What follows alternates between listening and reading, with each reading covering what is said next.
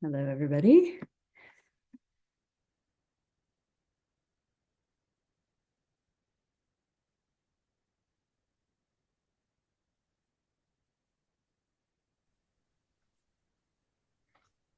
Thomas Umstattd, man of the Hello, hello. hour. I feel like I have to do like an introduction that you used to do for me.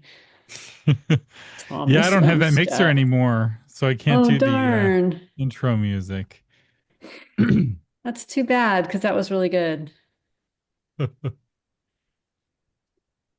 All right. Well, we usually have a few more pop in, so I'll just give us a little bit of time. And so happy to have Thomas here. I selfishly just wanted him here for my own sake, but I'll let you guys ask questions too, maybe.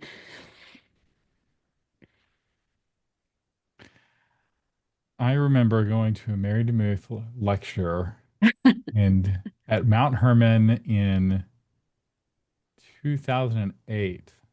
Or no, I think it was 2009. She gave the nonfiction major morning track at Mount Herman. That was a long time That was a really long time ago. We've been friends way too long. ago. Not long enough. More friendship, more friendship. Yeah. I remember going to Mount Herman with Mary in 2003. So there. Yeah, Leslie, you win. I think you got a contract there. I Your think first I contract. did. Or Sorry, I'm opening. yeah, I got who was it? My agent there. Yeah. One of many agents. I go through them, I guess. When you've done so many years, 20 years of publishing, you're going to have more than one agent. Don't we Yeah, how all? many agents have you had? Good question. I think it's, let's see, one, two, three, four, five, six. Six agents. That's a lot of agents. It is. Don't you guys get any ideas? So are y'all all Mary clients? Is this the client call? This is, and I've got about 30 people, but a lot of times they'll join, either they'll watch it later or they'll join in about 5 minutes from now. But I do want to start and honor our time. And so, first, I want us to do a check-in and then I will introduce Thomas. So, check-in is what are you writing right now? And and remind us where you're coming from as well, like your locale. So we'll start with Mariel. Yeah, so I'm super excited about this because I'm a totally Thomas fangirl. So this is fun. I am coming from Wilmington, North Carolina, on the coast of North Carolina, and I'm currently writing my fourth of five Bible studies with Our Daily Bread Publishers. The second one releases in May, and the fourth one is being written right now. So, yeah. And let's add Very one good. more question. So where you're coming from, what you're writing, and then why you're here about podcasting. Yeah, so I started my podcast, I don't know, maybe 2 years ago and have done it sporadically, but I really feel like I really want to get back into it. I know I'm supposed to. And I just follow so much of Thomas's stuff that I am like, he is the man to ask all of the podcasting questions. So I was like really excited to see you had him on, Mary. So for I think this is the second time that I've Yes. seen. So Yes. yeah.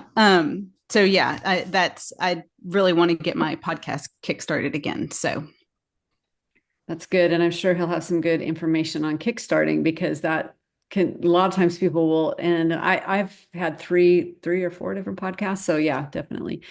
Sandra, where are you coming from? What are you writing? Thoughts about podcasts? I'm coming from Kansas City, Missouri. Uh, let's see. I'm writing a novel based on some experiences in my own life.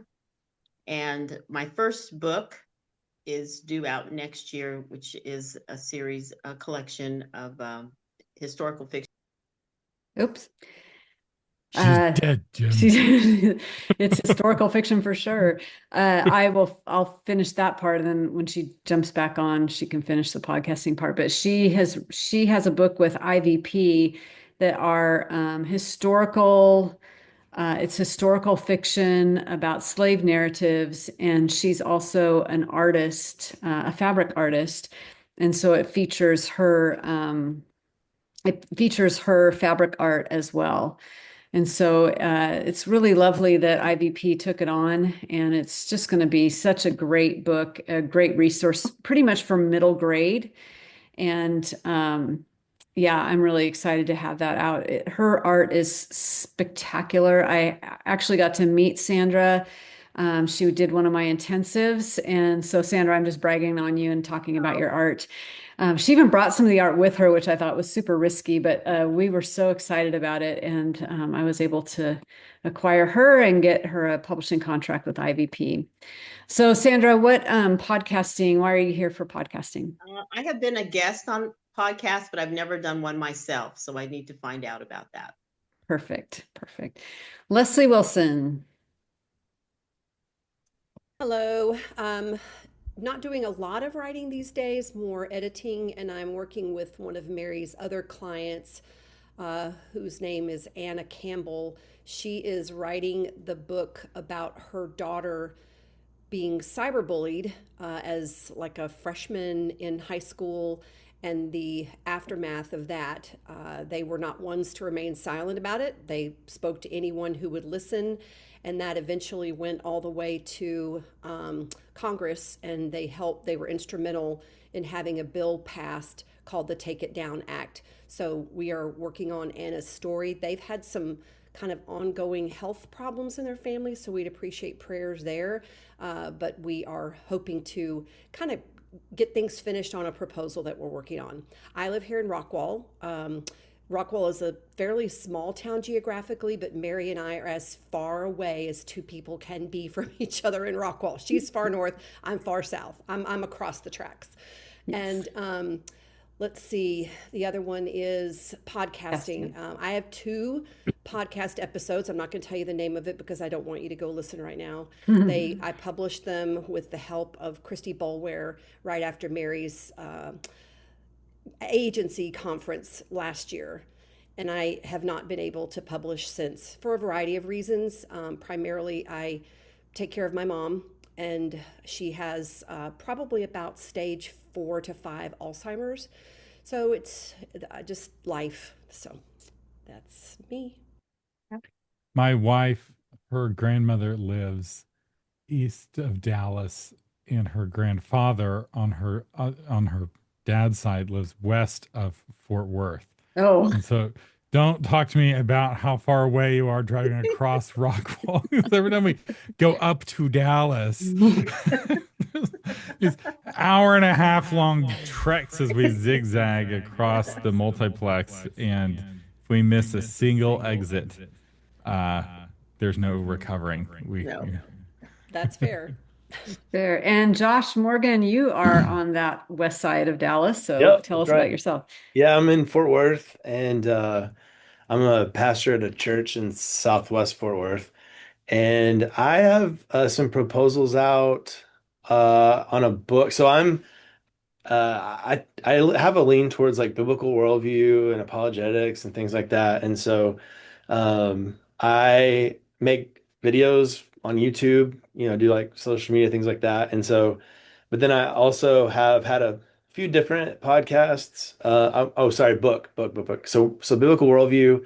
I have some proposals out that are kind of based on a Barna study from 2024 about syncretism and how people, uh, maybe without a lot of people without even knowing in America, they replace like a pretty key tenet of a biblical worldview with something from an outside worldview, and how not only does that create confusion, but internal conflict. And so then, like, can we look to like Jesus's parables to both kind of help us maybe diagnose that, as well as like like what do we do to like realign with God's view of the world and his design and his will?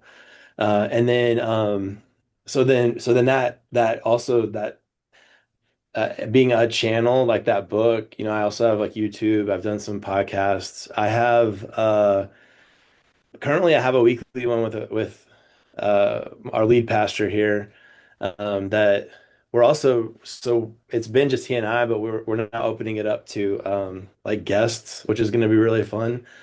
And so it's a cool little format. It'll be fun to have guests, and that'll help us like help guests like promote their stuff and help us like reach new people. So we're pretty excited about it. Yeah. And we can talk potentially about the differences between podcasting and YouTube. And that is something I have been intensely studying over the last Yeah, 18 months. Oh, great. good. Yes, that's awesome. Okay, Jessica.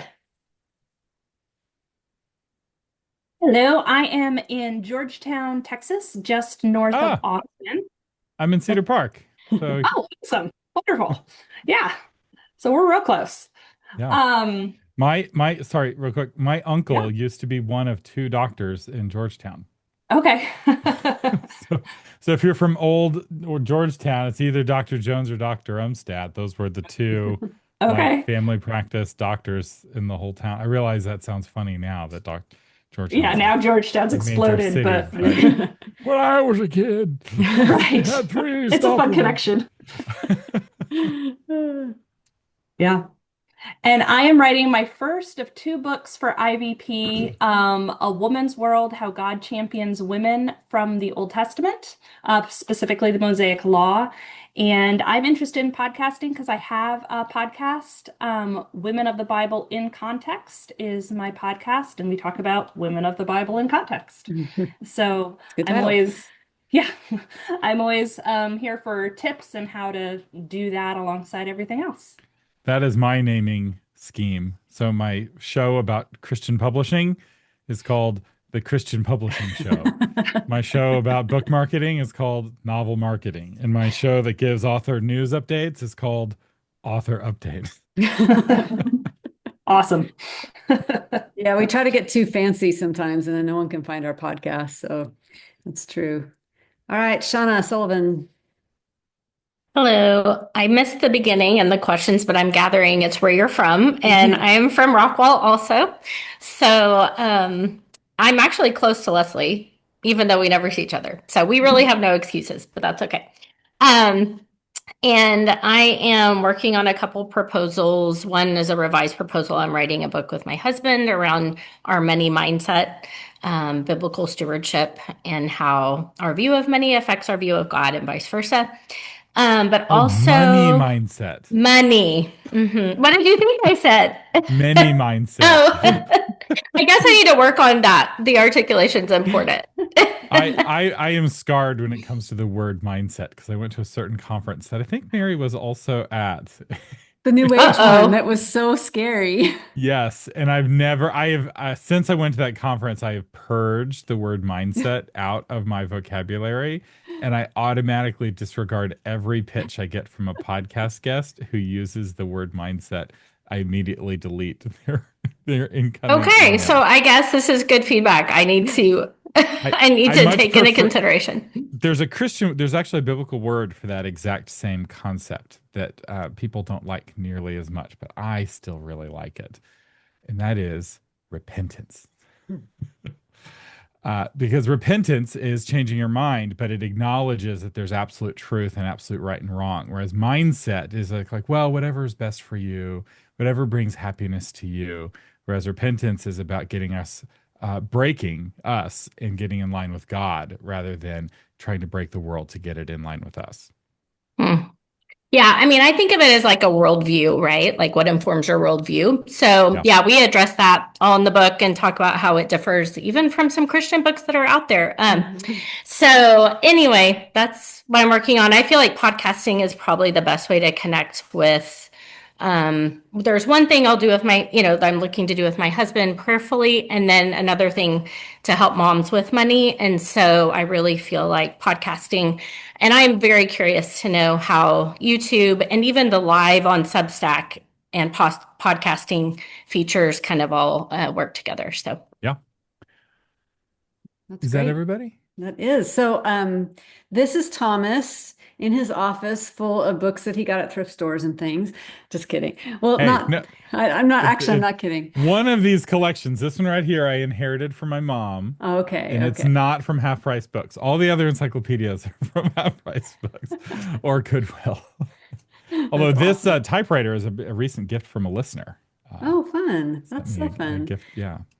So Thomas and I have known each other forever. We were in a very long-term mastermind group, which I need to bother you about that, Thomas, because I miss it so much. And can we just start up again? Can I put you on the spot and start?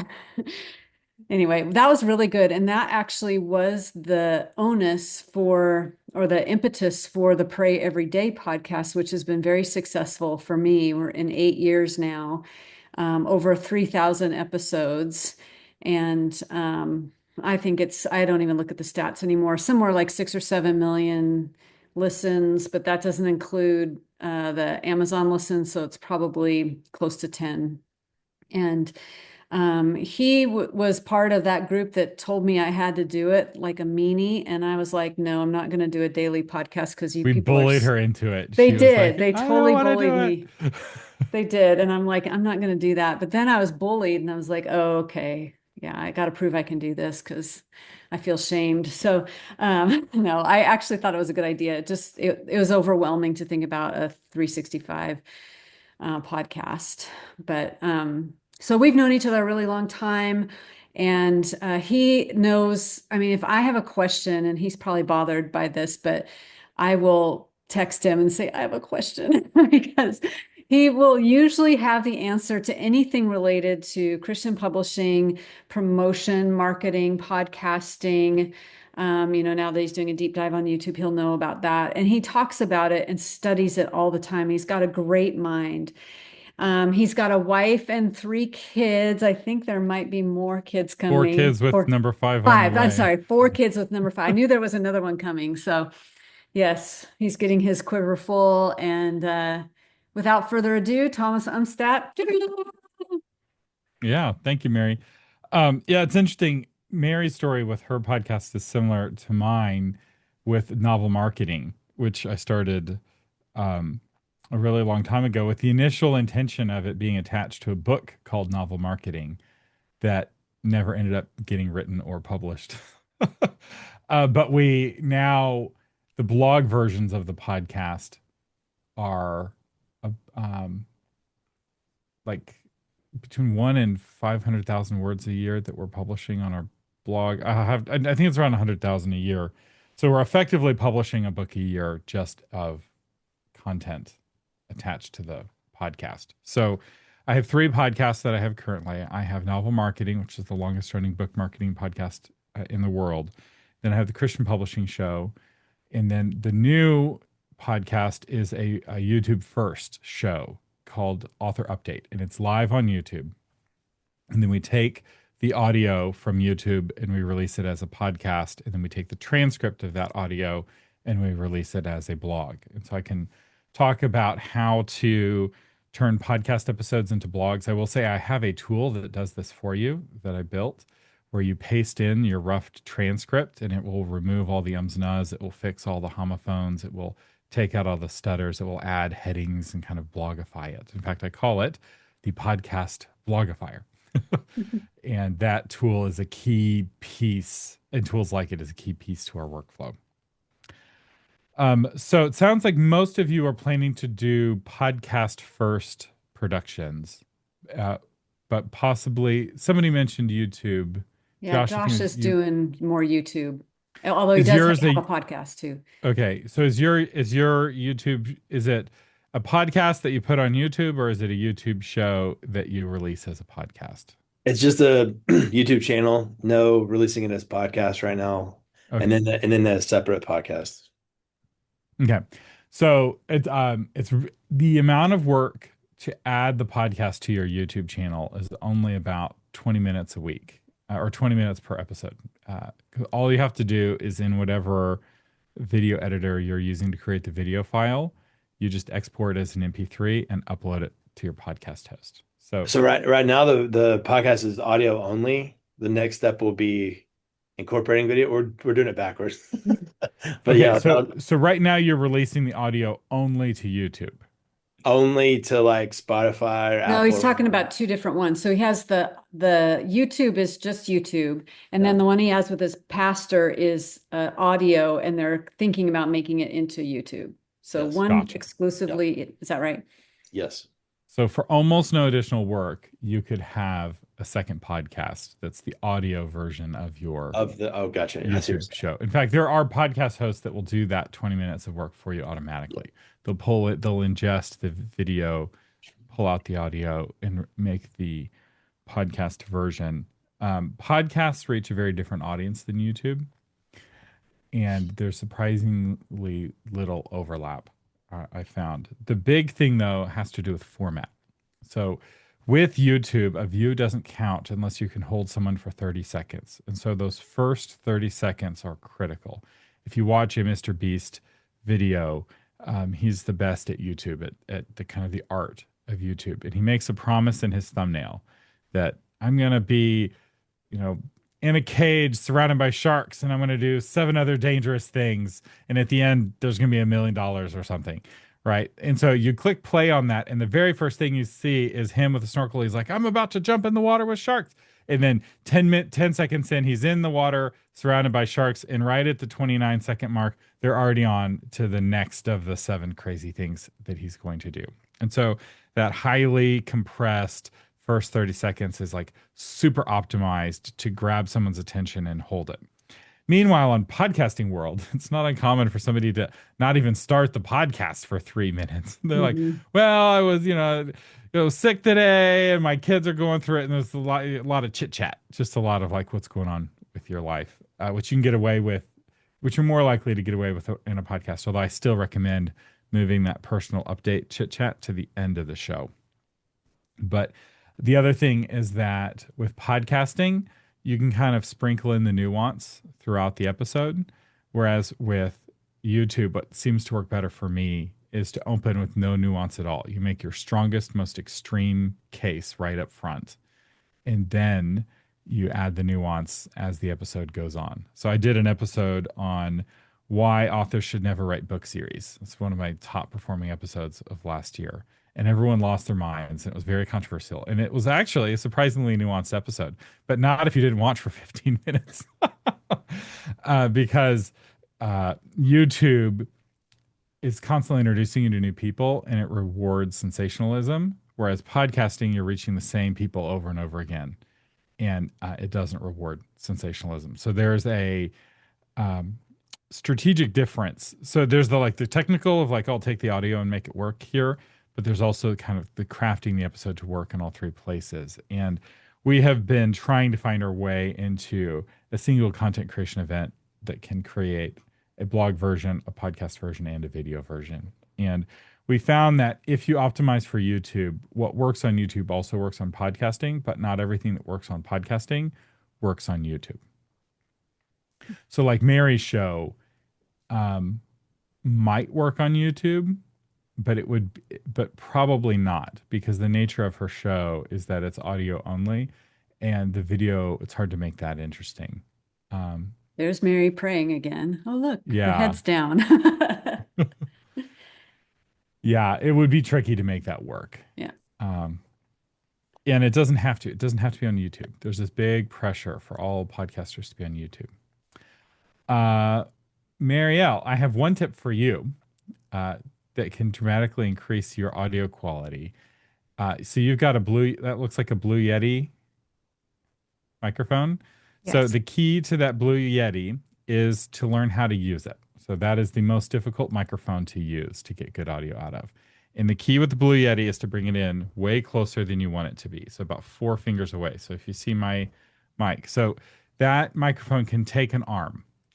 The little flimsy plastic stand is the worst thing about that microphone because it makes you think that you should use the stand. And the stand is just a temporary stand in. Get a $10 or $20 arm. I think they're $25 now. You can pull that microphone in, and I'll just demonstrate the difference. So here is my voice with the proximity effect with me a karate chop away. Now listen to how I sound with it at arm's length. Mhm. And so you can make any microphone sound better by just pulling it in close. Well, that's great. I actually one of my questions was actually about equipment because I know you've talked extensively about this. So I don't know if I'm beating a dead horse and could probably just go search your stuff on Author Media, but I'm curious of what is the better because I've had this for a while. So if there's a better Hmm. that's within budget, because I do want to revamp my thing. Yeah. So I would love to come at it, obviously with better sound. So what is your budget? When you say within I budget, mean, if I what's can your keep it under $300, okay? would that be And reasonable? that's your total budget for upgrading your audio? For $300? microphone and arm and that kind of thing. I have Okay. headphones also that I used when I did podcasting. And I think they were the ones that you had recommended in one of the Okay. somewhere along the way. So you already own headphones. The reason I'm asking is if you don't have good headphones, we're going to spend some of that $300 on headphones because good headphones are really critical in two ways. One, they trap the audio, and I know you already know this, but not everyone listens to my podcast. It traps the audio around your ears to eliminate echoes, and it helps you hear issues in editing that will dramatically increase the quality of the sound, and it increases your credibility. So podcasts have a certain look. People expect a podcast looking microphone if you're doing video as a part of the podcast, and they're expecting podcast headphones.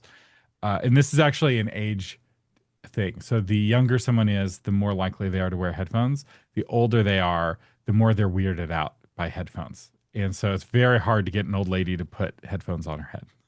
That's exactly Um, right. and partly it's because, the older the lady, the poofier the hair tends to be, and they don't want to squish it with their headphones or whatever. Whereas young women, there's one podcaster I saw who she has really dark hair, and she specifically got white headphones to offset with her dark hair because the look of the headphones was a key part of the brand of kind of creating this a podcast experience. Otherwise, she would look like Princess Leia with dark headphones and dark hair. It is tricky to light like a dark shirt on a dark background and have somebody not just disappear into the background. Um, so let me check some prices real quick. There's a couple of good microphones in the $150 to $250 range. Um, One is the Q9U. Let's see what that's selling for right now, which is selling for 150 right now. Um, that's a really good microphone. Another good one is um, the Shure. How tech savvy would you say you are? Not very. Like the Okay. simpler the better, which is why I started out with the Blue Yeti because it seemed like the easiest plug and play, just go and do it. Um, And I have the Shure and I have a Focusrite mixer, a little one. Yeah, so Mary's setup is about a $500 or $600 setup, and it's not what I'd recommend um, if your budget's $300. So what I would recommend is the PodMic USB, and I'll post a link to this in the chat. This is the best little $200 microphone. Here's an affiliate link. I'll post in the chat. Best little $200 microphone you can get. These things are they're built in Australia. And I like to think that they're built out of melted down Australian tanks during their like demilitarization because they're just really tough and they last forever and they're heavy.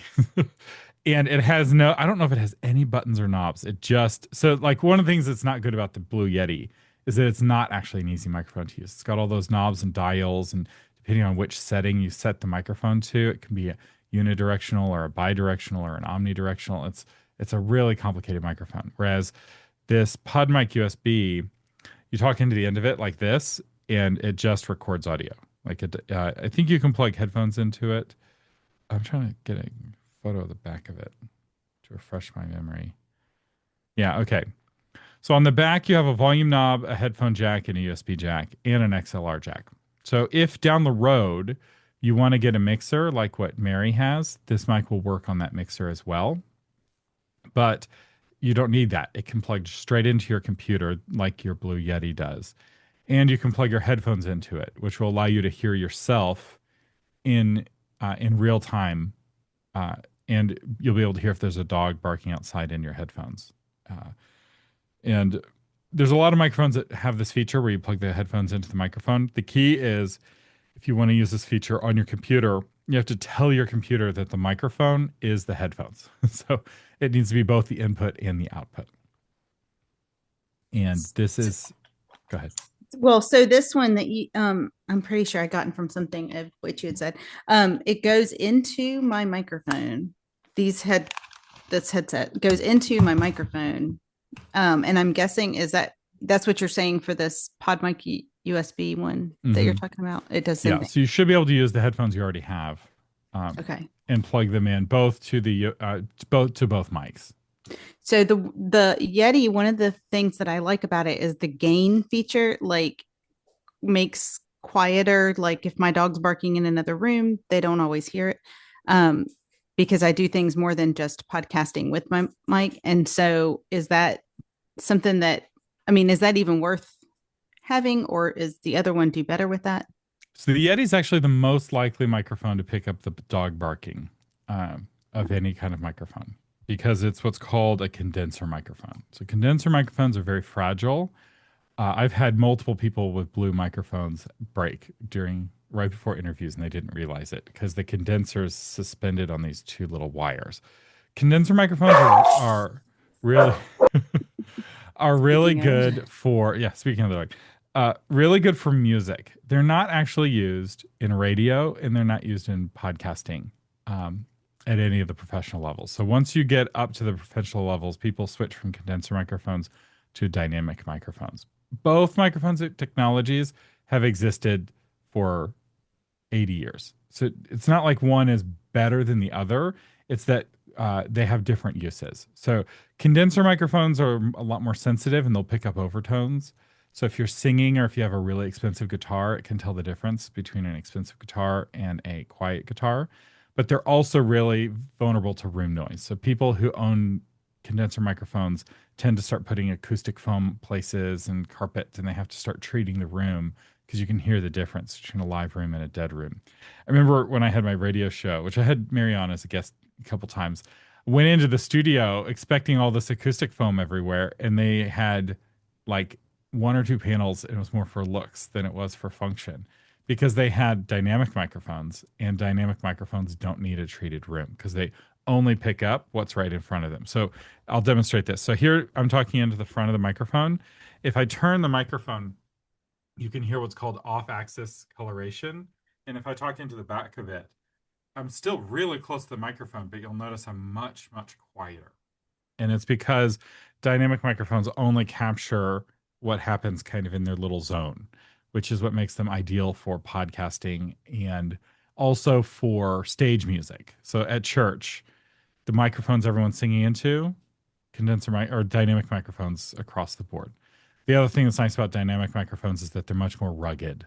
So the musicians spitting into the microphone and dropping it on the stage, and the rock guys are swinging it over their heads, and it's fine. They run over the microphone with their tour bus, and it still works, right?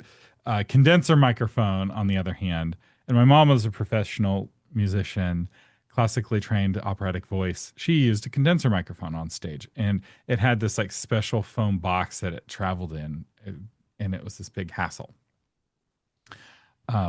But like a pop singer or a rock style singer, somebody who hasn't been trained to have overtones doesn't need a condenser microphone. In fact, this microphone that Mary and I are using is the exact same microphone that Michael Jackson used for Thriller. Because Michael Jackson didn't have any overtones. He's a pop singer. he was struggling to get to the tones that he had, right? That kind of real close, breathy sound that's popular in pop music, don't need overtones for that kind of sound.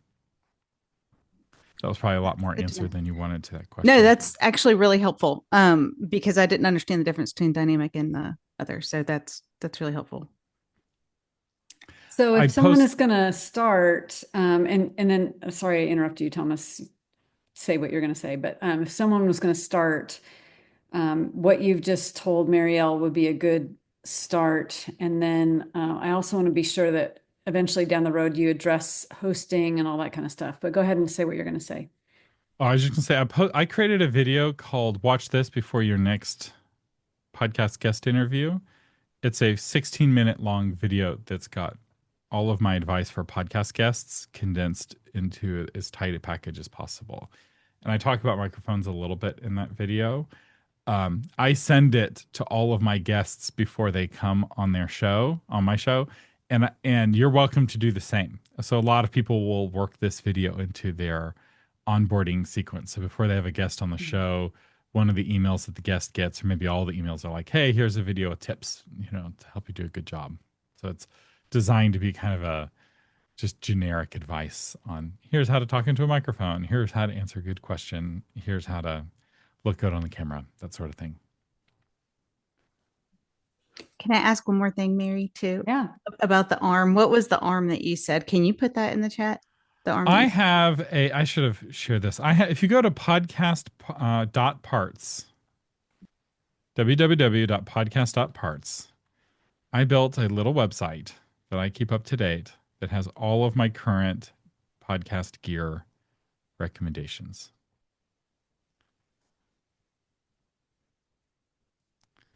And I'll post a link to this in the chat. And I have basically, here's the $100 setup, here's the $200 or the $250 setup, here's the, $800 setup. So Mary's got the most expensive level setup that I talk about in that in this guide. I put up a link that might be that video, but I'm not sure, so we might double check that. How to sound great. That's a blog post that I did. This guide, everything in that blog post regarding technique is all still valid, and the gear recommendations are probably still valid. Occasionally, microphones that I recommend will change dramatically in price. So, like, I used to really recommend the Samsung Q2U. It's now $100. Like, it was the best little $60 microphone, but now that it's $100, there's other microphones that are in that price point that are worth considering because the Q2U doesn't look like a podcast microphone. And there is something to be said about the Dumbo's feather effect of having a podcast looking microphone rather than a stage looking microphone. So the Q9U is only $50 more, and it's a much more robust microphone, particularly for female voices. So another thing that's changed over the years is that and I think in the episode I shared, that's also at the top of that gear guide, I get my wife on to demo the different microphones as well. So you can hear me on the cheap microphone, the medium microphone, the expensive one. And then I bring in my wife to do the same. And you'll hear some microphones, especially the cheaper ones, are fine for a male voice. They really fall apart for female voices, or they're not flattering for female voices. And so, especially for women, spending a little bit more on a microphone makes a bigger difference because of how it handles the high registry. So when it comes to podcast hosting, life is a lot simpler than it was back when we got Mary set up. I just recommend Buzzsprout now. It does everything for you, and it's really easy to use. I love Buzzsprout. That's what I use, and it's super easy. Now, Josh, for you, there, I think Libsyn or Blueberry has the YouTube to podcast feature where it's automated. I don't think Buzzsprout has that.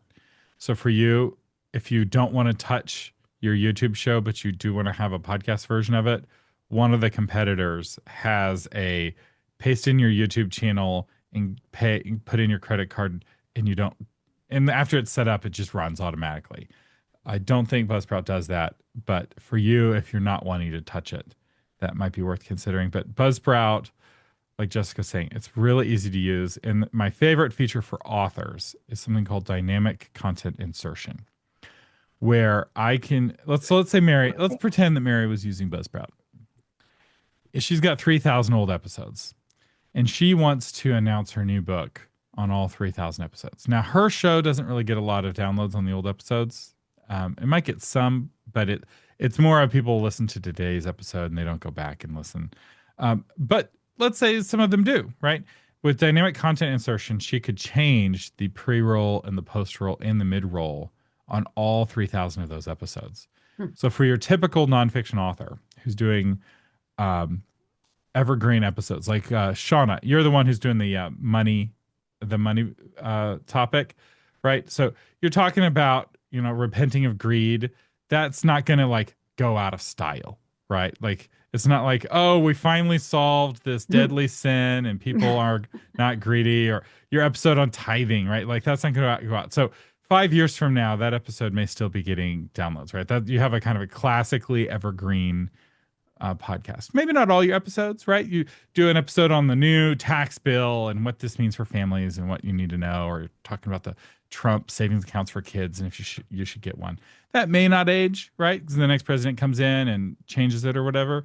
But most of your episodes are going to be evergreen. And if you can put ads for your new book on your old episodes, it can really help drive sales. And I've used this to promote my conference. So the novel marketing conference sold out this year, or this year. We had it a couple months ago, and we sold every ticket. In fact, it was jam packed. We had great feedback. The only major complaint was that it was too crowded. So it was like it's full. And one of the ways that we promoted it, I didn't spend any money advertising, but I did put dynamic content on all of my old episodes.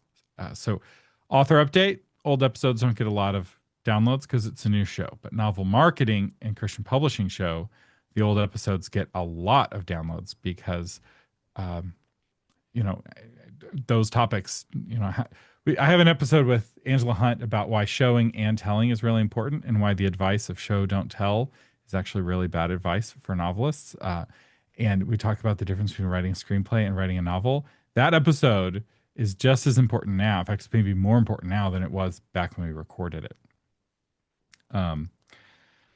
So anyway, but the other thing that Buzzsprout does, if you're using the dynamic content insertion, is it automatically adds your pre-roll and post-roll to your new episodes as well. So you can just have your ads running, and you can also have no ads running. So like right now, if you listen to my show, there's no pre-roll and there's no post-roll running. So I can turn them on, turn them off. I don't sell ad spots on my podcasts. We can talk about monetization if y'all want. But hosting is not nearly as complicated as it used to be. And yeah, so I can, Mary can attest to how nerdy I am. See, I'll just need to guide me with your questions because I can talk on any topic until eventually I connect it to the Roman Empire. And don't challenge me on this because I guarantee you Because it's he true. will every time. I have a quick question. Are you saying buzz sprout or bud sprout? You know what? Let me give you a link because I think this is an affiliate link, and I think it might even give you a discount if you use it. It's Buzz with a Z. Mary, are these links going to be on the replay? I mean, so we can. We should probably figure out how to do that. If you don't take action, the Zoom chats are lost to forever. history. Let me see. Oh, so it is Buzz. I'll figure it out.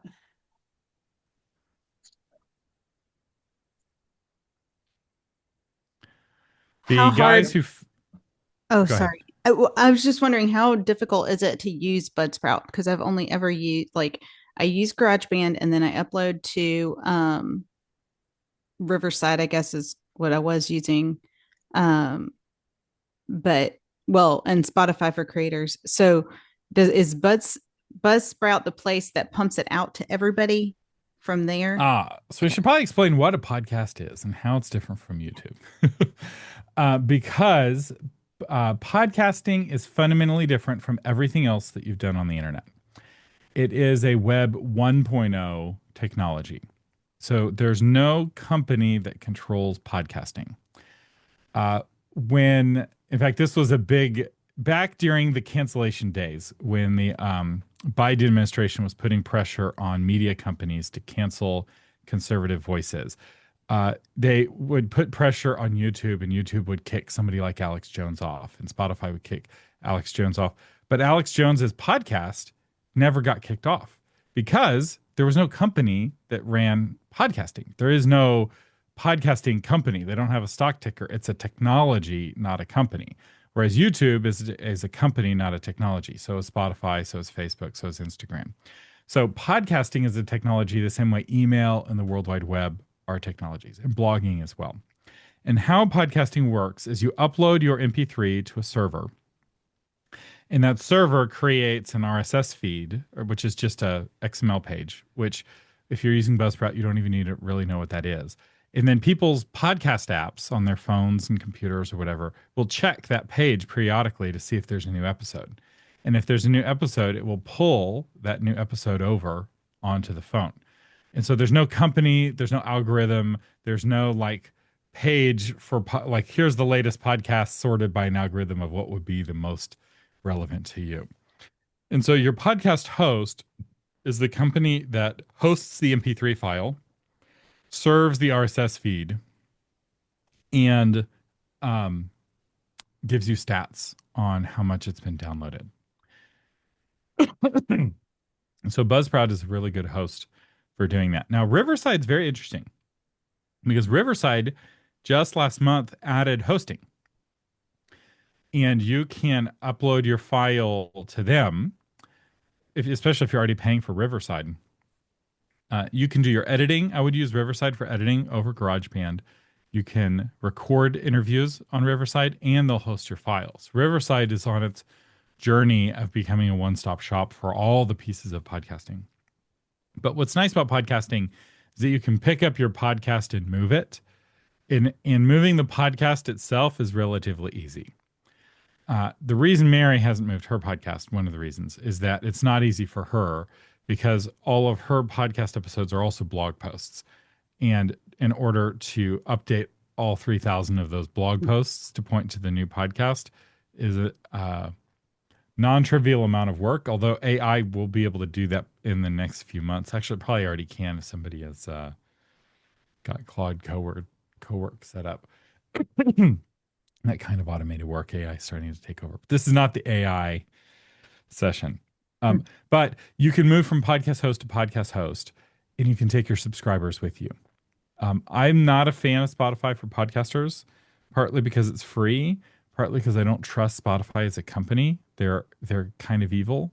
The more you learn about Spotify, the less you like about them, both as a American, as a Christian, and as a anti-corporate evil person. Right? So there's lots of reasons not to distrust Spotify. That said, of the free hosts, they have the best free hosting. I'm a big fan of being a customer, not a product. So on the internet, you don't want to use free stuff.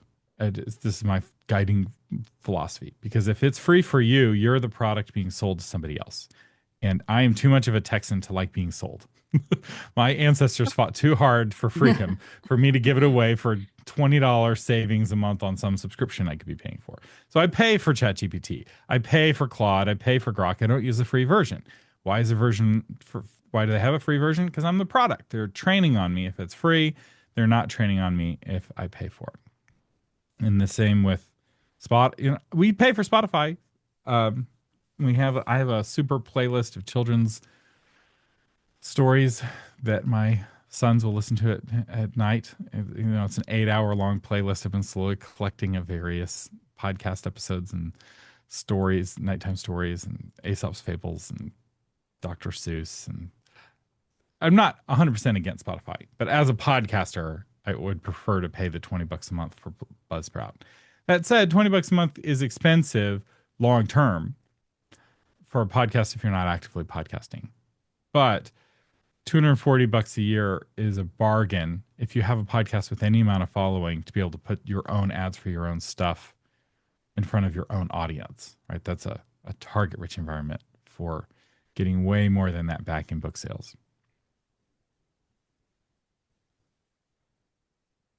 Awesome. Any other questions?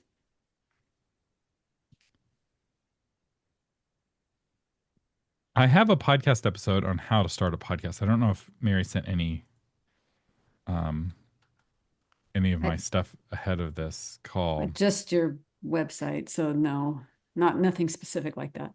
I have a question Okay. for you, Thomas. Mhm. What, so in light of everything you just said, it seems like it's really hard for a podcast to grow if it's not also like advertising itself on social media. Have you have you seen that? Do you have strategies when it comes to that? Yes, I actually have a whole episode on how to grow the audience of your podcast. And social media actually is not a very effective way of growing a podcast. In fact, one of my coaching, um, one of the authors I was coaching quit social media and took that time and put it into other promotion efforts and saw his podcast grow faster. So like Hmm. literally social media is actually like the worst way to grow a podcast, partly Okay, because the interesting. nature of all of social media has become TikTok. Um, in fact, Instagram or Meta got out of its big lawsuit. They had this big antitrust lawsuit that the Justice Department had been bringing against Meta. And do you know how they finally got the case dismissed? What the winning argument was? They said, we're not a social network anymore. We're a video platform. Hmm. 88% of the content consumed on our platform is short form video. We're not a social network. Therefore, we can't be a monopoly, a social networking monopoly. And the court's like, you're right. No one talks to their friends on Facebook anymore.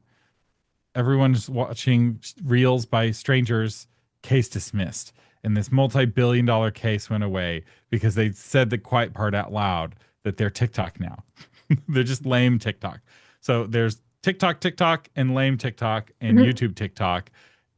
They're all, none of them are social networks. And if you look at your personal life, you probably have a group chat now with the people, you know, with the bros or the guys at church or with your family, or maybe it's a Discord, or maybe it's a Signal or a Telegram. All of the actual social networking has moved away from Facebook and onto more private, more secure Yep. platforms.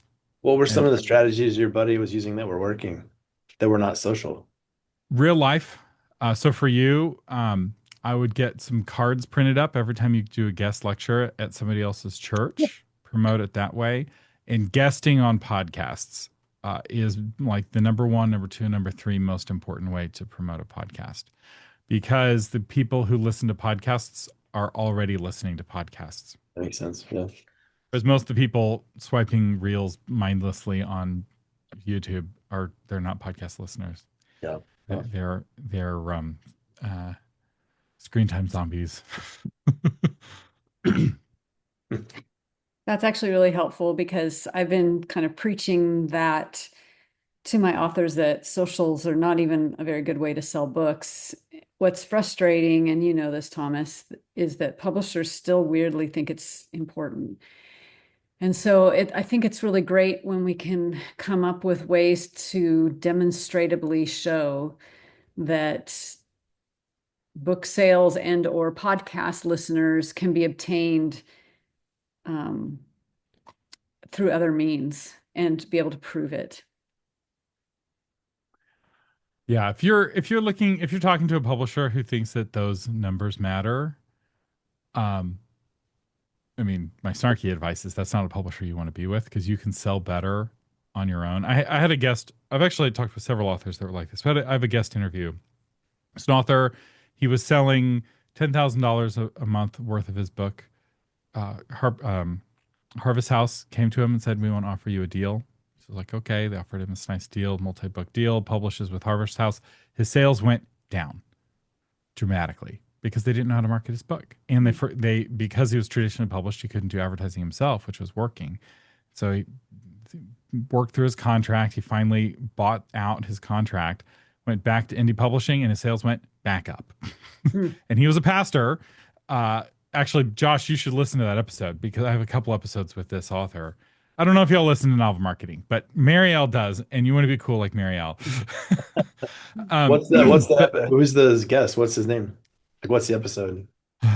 uh, Sorry. I'm about to have my 500th episode, and so You don't have them all memorized, Thomas? Come on now. You need to link that to several the Roman million. Empire. Yeah. How would I even search for that? Oh, I should remember his name. I did can another. reach out later. I can find you through YouTube or something and ask you. So I will say I have a tool that I have built called AI Thomas, and it is an AI chatbot that is trained on my almost 500 episodes of novel marketing and my 100 plus episodes of Christian Publishing show, and my other secret podcasts that don't exist anymore. It's all in the training data. And if you ask it a question, it will. So, like Marielle, you could ask AI Thomas, what podcast microphones do you recommend? And it will read all of my episodes on podcasting. And then it will generate an answer for you specifically and cite its sources. And it will link to the blog posts it used to generate the question. So to find it, to find this episode, I use my own AI tool all the time.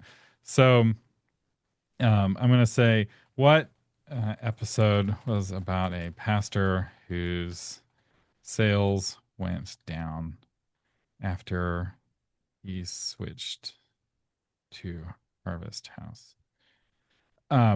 But you can also type in whole paragraphs here. In fact, if I could give you one tip on using AI for people who don't know how to use AI, paragraphs, not sentences. So a lot of people don't know how to use AI, and they use it the way they use Google, where they'll type a sentence into Google. You'll never get a good answer from AI if you only give it a sentence. You have to type a whole paragraph worth of information, and those extra sentences to get you to paragraph length dramatically increase the quality of the output that you get. So tell it who you are, tell it who it is, and tell it what you want it to do. I have a quick question. Are you saying Yeah. that the Thomas AI is is it in Author Media or is it Yeah. in? So if you go to authormedia.com, it's under resources. It's one of my patron tools. So I have a toolbox for patrons that's got over 70 tools, some of which are really useful. So one is a chapter summarizer. So you upload your manuscript and it will write a 1-paragraph summary of each one of your chapters. So Nice. if you need a chapter summary for your publisher, nobody's going to read this, right? It's just for use internally. Getting a rough draft there to start with is incredibly helpful. And there's, 79 other tools.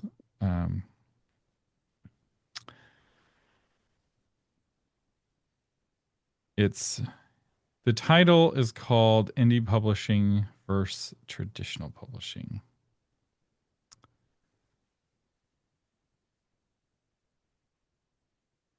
And I did another episode with this Scott. I